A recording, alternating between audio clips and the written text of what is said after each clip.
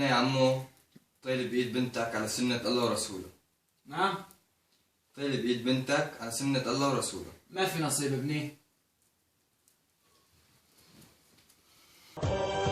بس يكونوا بمعلومة إنه ورقتك قربت تخرب الحارة، وعلى يدي والبنت راح آخذها.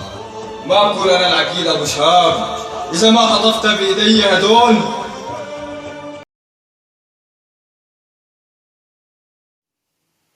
ايه يا عمو، انا جاي اطلب ايد بنتك على سنة الله ورسوله. لا يا ابني، ما لك نصيب عني. يعني هلا على اساس انا كتير سائل، كتير قطلان على بنتك. لو ما بنتك صارت اجي بدوس بيتك. هلا العيل الزراطة قومي امي.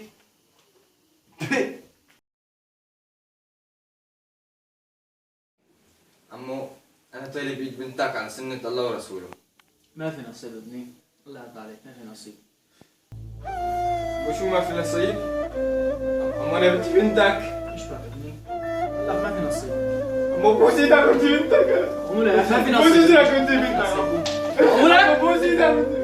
انا شلون بدي اتجوز بنتي لواحد عم يبوس شحاطات؟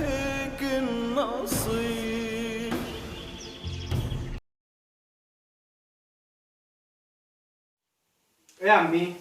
انا جاي اطلب ايد بنتك على سنة الله ورسوله. ما لك نصيب يا عمو. ليش؟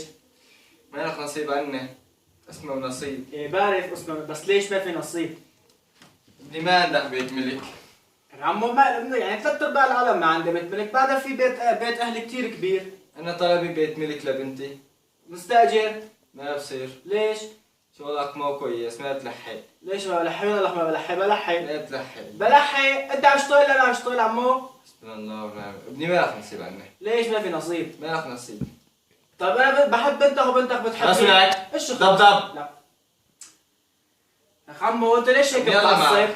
الله معك، ما لك نصيب. لا عمو ابني ما لك نصيب، فهم بقى. خلينا نحكي شوي. الله فهم. يعني هلا الشغل بتدبر، البيت بتدبر، ايش بك يا ما عمو؟ بزبط، ابني ما لك نصيب عندي. ليش ما يزبط يعني؟ لا عمو والله يرضى عليك. خليك تبرق شوي، اشرب قهوة بروق شوي عمو. لك البيت بيتي. هادي طالع برا، طالع برا، ما لك نصيب عندي، يلا. لك عمو خلينا في طالع برا ولا؟ طالع برا. كلمتين كلمتين بس. لا ما انا عالم.